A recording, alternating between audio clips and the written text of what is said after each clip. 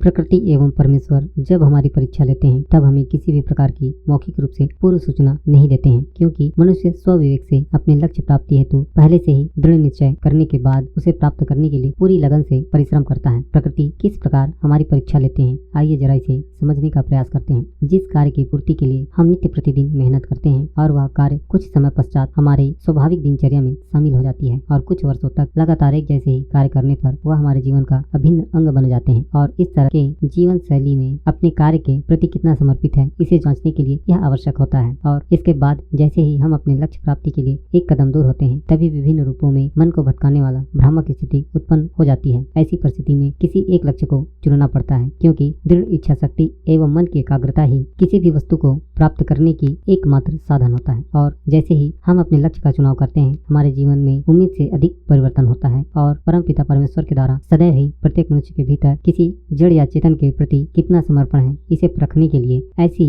विभिन्न परिस्थितियों का निर्माण करता है जिसमें मामूली अंतर होता है और दोनों ही अपने भविष्य एवं प्राणों से अधिक प्रिय होते हैं। यह समय बेहद संघर्ष की स्थिति उत्पन्न कर देती है। उदाहरण के लिए अपना कैरियर चुने या अपना प्यार, दोनों ही हमारे प्राणों से प्रिय होते हैं और दोनों की मंजिलें अलग अलग होती हैं। यदि हम कैरियर चुनते हैं तो हमारे पास सारे सुख सुविधा उपलब्ध होंगे सिवाय प्रेम के। धन संपत्ति से प्राप्त किया हुआ प्रेम पूर्ण समर्पण का नहीं होता है, इसमें आर्थिक स्वार्थ निहित होता है और इसके परिणाम स्वरूप अंत में हमें भावनात्मक रूप से धोखा और कभी कभार जान जाने की भी संभावनाएं होती है। और यदि प्रेम चुनते हैं तो हमें आत्मसंतुष्टि तो रहेगी, परंतु भौतिक सुविधाओं के लिए तत्काल में संघर्ष करना पड़ता है और सामाजिक तौर पर हमारी आर्थिक स्थिति कमजोर रहती है। वर्तमान स्थिति को देखने पर ऐसा ही लगता है। यदि हमारा प्रेम निस्वार्थ और सच्चा है, एक दूसरे पर पूर्ण भरोसा करते हैं, तो पूरी लगन से मेहनत करें तो कुछ वर्षों के संघर्ष के बाद आर्थिक स्थिति में सुधार किया जा सकता है और हमारा जीवन सुख शांति से परिपूर्ण रहेगी। इसलिए हमें एक समय पर एक ही निर्णय लेना चाहिए जो हमें सफलता की दहलीज पर लाकर छोड़ती है। ऐसे ही और बहुत सारे उदाहरण हो सकते हैं जिसमें एक का चुनाव करना पड़ता है। इसलिए हमें जो लंबे समय तक शारीरिक सुख शांति प्रदान करे,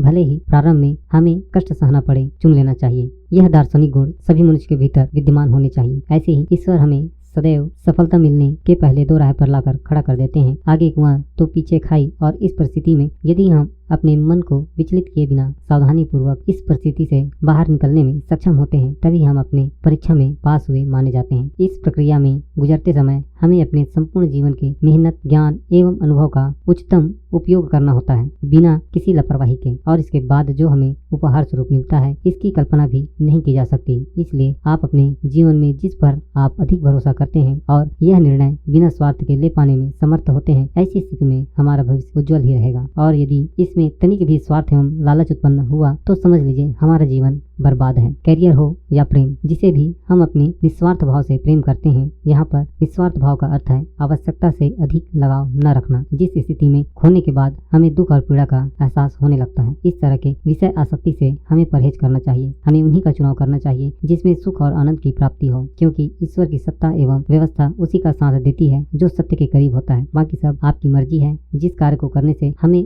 आत्मिक रूप से सुकून मिलता है और इसके परिणाम भविष्य में सुखद होते हैं और उसके दूरगामी परिणाम सकारात्मक प्रतीत होते हैं, हमें उन्हीं रास्तों पर निरंतर एक ही दिशा में बिना मुड़े बिना रुके आगे बढ़ते रहना चाहिए। हमारे जीवन में समस्याएं तब उत्पन्न होती है जब हम पीछे मुड़ते हैं और समय की गति के अनुसार हमारी गति धीमी हो जाती है और इसके चलते रास्तों में कई रुकावटें आने लगती है। परंतु स्वयं पर विश्वास रखें और निरंतर आगे बढ़ते रहें। आपकी मेहनत के अनुसार ही आपको सफलता प्राप्त होगा, यह मैं नहीं कहता, कर्म का सिद्धांत कहता है। जानकारी कैसी लगी आप हमें कमेंट करके बताएं और हमारे इस चैनल को एक लाइक, शेयर एंड सब्सक्राइब अवश्य करें, ताकि ऐसे ही जीवन रस प्रदान करने वाले ज्ञानवर्धक वाणी से प्रतिदिन साक्षात्कार होता रहे और हम अपने आत्मबल सकारात्मक विकास की दिशा पर निरंतर आगे बढ़ते रहें। आशा करता हूँ अगले वीडियो में एक नई जीवन उपयोगी प्रसंग के साथ पुनः मुलाकात होगी। हमारे इस प्रसंग को शुरू से अंत तक ध्यानपूर्वक सुनने के लिए आप सभी का एक बार फिर से बहुत बहुत धन्यवाद।